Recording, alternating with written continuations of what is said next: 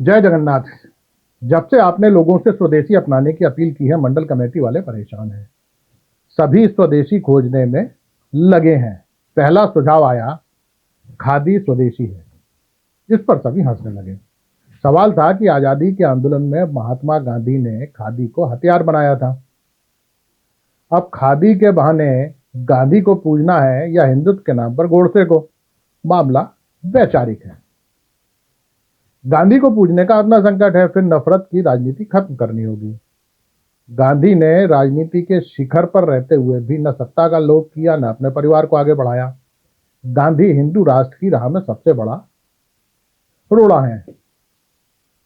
आज की राजनीति में पावर और परिवार पहली शर्त है। अगला सवाल उछला कि केवल खादी से ही काम चल जाएगा या उसे पहनने वाला भी स्वदेशी होना चाहिए। हर नेता की चाह है उसका बच्चा विदेश में पढ़े और वहीं बस जाए। अपने देश आना पड़े तो केवल चुनाव लड़ने आए। अब भीमा कश्यप ने तंबाकू घिसते हुए कहा कि गेहूं स्वदेशी है, पर खेतों में डलने वाला खाद बीज विदेशी। तेल स्वदेशी है, पर उसमें मिलाने वाला पाम ऑयल विदेशी। कपास स्वदेशी है, पर लूम विदेशी। दवा स्वदेशी है, पर उसे बनाने वाला बेस विदेशी। कारखाने अपने हैं, पर उसे चलाने वाली मशीन विदेशी। दूध स्वदेशी है, पर चारा विदेशी। अपने यहां तो भैया केवल मजदूर और मतदाता ही स्वदेशी था, अब तो वह भी विदेशी बना दिया गया है। चाहे बिहार के लाखों मतदाता हो या देश भर में काम कर रहे लाखों बंगाली मजदूर, जिन्हें बांग्लादेशी बनाकर डिटेंशन कैंप भेजा जा रहा है। भोला जाटव ने बात को अलग ही दिशा दे दी। उसका कहना था कि इस देश में गरीब ही शुद्ध स्वदेशी है। गरीब होना कोई आसान काम नहीं है। वह इस आस में जिंदा रहता है कि घूरे की तरह कभी तो उसके दिन भी बदलेंगे। गरीब होने पर आदमी को चुपचाप कई कई दिन तक भूखा रहना पड़ता है, पर वह उपवास नहीं कहा जाता। वह फटे कपड़े पहनने को मजबूर होता है, पर फैशन के लिए नहीं। गरीब आदमी को मजबूरी में झुग्गी झोंपड़ी या फुटपाथ पर कुत्तों के साथ सोना पड़ता है, जिसकी झोंपड़ी कभी शहर की सुंदरता के नाम पर तोड़ दी जाती है, कभी अतिक्रमण के नाम पर। फुटपाथ से उसे पुलिस डंडे मारकर भगा देती है, और अगर पुलिस की नजर से बच जाए तो किसी रईसजादे की गाड़ी के नीचे आने का डर लगा रहता है। गरीब के लिए अन्याय ही न्याय है। सारी सरकारें उसी की जिंदगी संवारने के लिए सत्ता में आती हैं। अब रमले प्रजापति का सुझाव था कि केवल गरीब ही नहीं, भक्त भी स्वदेशी होता है। भले ही वो डॉलर कमाने विदेश चला जाए, पर उसकी भावनाएं स्वदेशी ही रहती हैं। वहां भी वह बुलडोजर लेके रैली निकाल लेता है और देश को हिंदू राष्ट्र बनाने का स्वदेशी सपना देखता रहता है।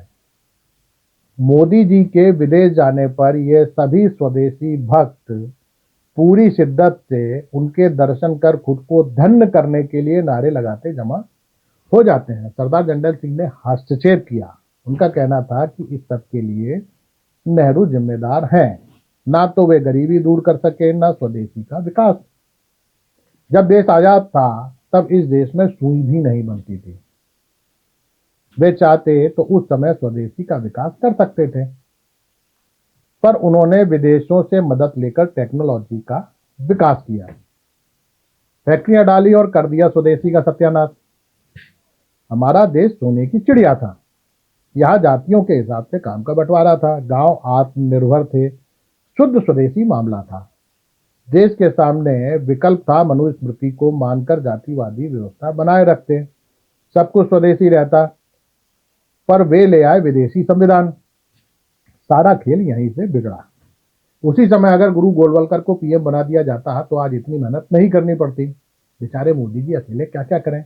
जातिवाद को बढ़ावा दें, हिंदू राष्ट्र बनाएं, मंचों से हर हर महादेव के नारे लगाएं, आरक्षण खत्म करें, धर्म के आधार पर आतंकवादियों को सजा दें या विदेशों में जाकर सनातन की अलग जगाएं। अब पार्टी के दलदले कार्यकर्ता राधेलाल पंडित जी ने कहा, एक होता था स्वदेशी जागरण मंच। ये तभी तक चला जब तक विपक्ष में रहे। सत्ता में आते ही अब की बार ट्रंप सरकार के नारे लगाने लगे। देशवासी खुश थे कि चलो माय फ्रेंड की सरकार आई है, पर जब उसने लतिया दिया तो फिर स्वदेशी याद आ गया। पंडित जी ने कहा कि स्वदेशी भी उसी तरीके का नारा है जैसे देशभक्ति। इसे सुनकर देश के एक तबके को लगता है कि वह भी राष्ट्र निर्माण में योगदान कर रहा है। वो तबका जो प्रधानमंत्री को विदेशों में मिलने वाले सम्मान पर भी खुश होता है, विदेशी व्यापारी समझौतों पर भी और स्वदेशी के नारे पर भी। मौके मौके मौके बेमौके वो थाली और ताली बजाता भी नजर आ जाता है।